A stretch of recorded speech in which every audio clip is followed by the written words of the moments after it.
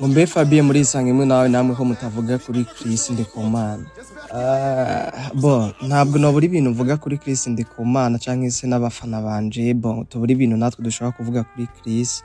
Oya ni mu mpande zibiri z'abavuga ibi n'abavuga biriya dushaka kubura aho duhagaze, ariko na cane reka mvuge ku bwanje nka Fabien CEO wa Isange imwe nawe.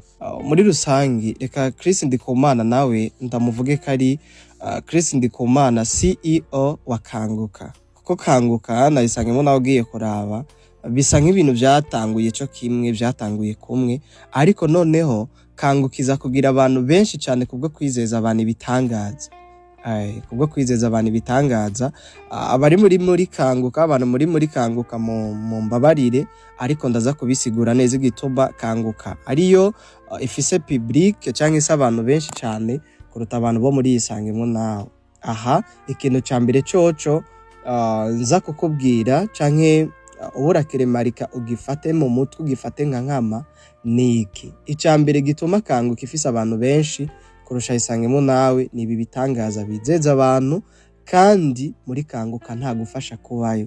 Sinzi, ariko ntabwo ndabona ko hateguwe ibikorwa vy'umwihariko byo kugira ngo baze gufasha abantu mu bufasha bujanye no kwegeranya amafaranga n'ibindi byaba bifungurwa, kubafasha mu buvuzi n'ibindi. Muri Kanguka navyo nza mbona. Rero kubera ko atakintu kijanye n'amafaranga kibayo, muri Kanguka abantu bisukayo ku bwinshi, babizeza ibitangaza, baviza, basi bijya bintu byose mwumva bizeza abantu by'ibitangaza biba muri Kanguka, sivyo? Mu gihe muri Isange imwe nawe twebwe twamana amagahunda programme niki zo gufasha abantu. Rero abantu baraza, bamwe bakanakita abandi bakagirane, ariko abari iyo tukemera gukora no gufashanya, sivyo? Ibintu bitaza byigira biba muri Kanguka. Ari nayo mpamvu ngira ndabize ko neza Chris Ndikumana niyemere ko ari umustar nkatwe, niyemere ko ari umustar nk'abajya abandi bastare bose mubona. Arakunzwe cyane, afise abantu benshi cyane kubw'ibi bintu abizeza by'ibitangaza, akabereka ko akijijwe cyane. Dufise imitima ibabaye, turababaye, turahangayitse, yewe kumva ko hari ahantu tubohokera, kumva ko hari ahantu dushobora kuba turi tukumva turamahoro, tukizezwa ko ejo bizogenda neza. Aho hantu niho tugomba kuba turi, nta handi rero ni muri Kanguka.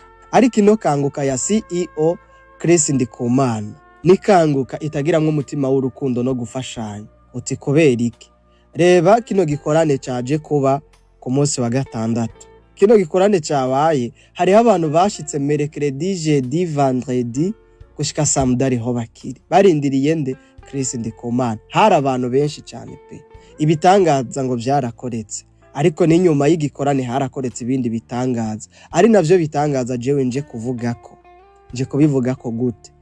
Chris Ndikumana numvise ijambo yasohoye, ijambo yavuze ryo gutanga ihumure, nuko yaje kumenya ko hari abantu bagize accident, bagize isanganya, we yamaze kugenda na timu yiwe. No kuvuga urumva yaraje kubimenya, ariko mu kubimenya rero ntiyaje no kwihanganisha imiryango yabuze ngo ayibwire nti burya twebwe turi umuryango munini, turatanga agatererano, turafashanya, twihanganisha imiryango yabuze uku nuko.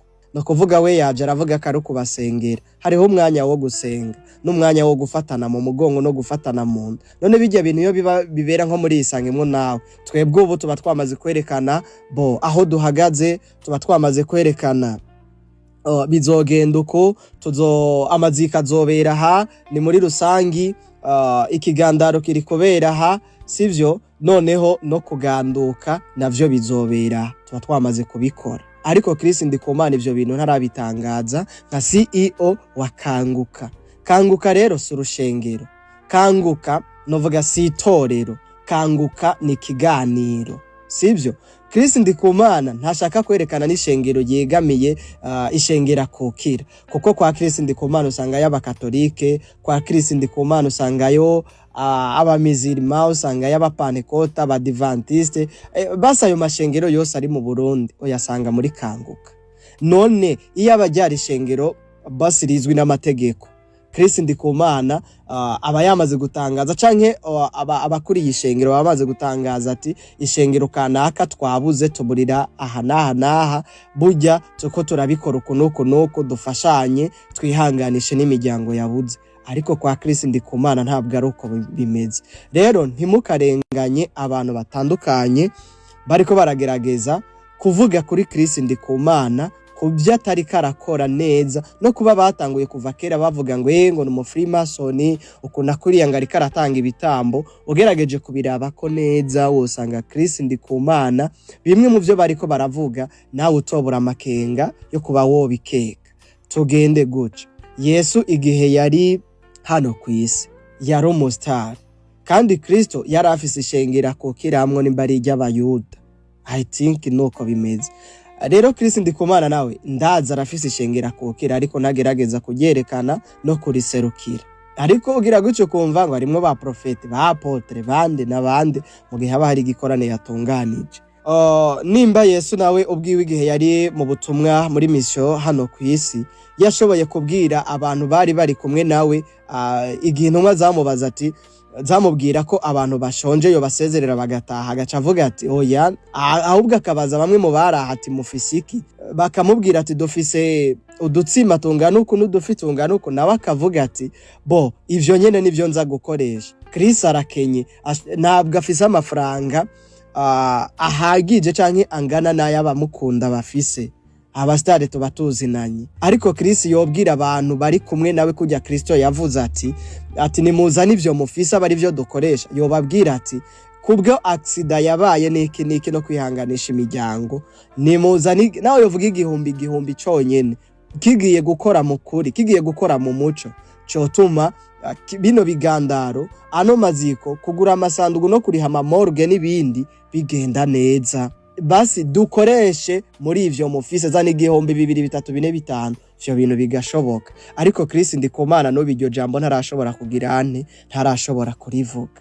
Rero birakaze cyane mugabo turabe iyo turiko turakurikira abantu n'ibintu turaba, kuko ikintu ca mbere gufasha ni go rufunguzo rwa mbere rwo gukomoza amasezerano tuba dufitaniye n'Imana. Nimba Imana ugomba kuyisaba ivyo uyisaba, igomba nayo kuba ifise ivyo yagusavye. Eske ivyo ufise wabisangiye n'aboro? Eske ibyo imbaraga wahawe zo kuba ofisi abantu benshi bagukurikira uriko urazikoresha gute nk'umukozi w'Imana? Naho nguko jewe naho mpagaze kuri ibi bintu biriko biraba kuri Chris Ndikumana, nico ndabivuga ko nanjye nka Fabien wo muri Isangemo nawe.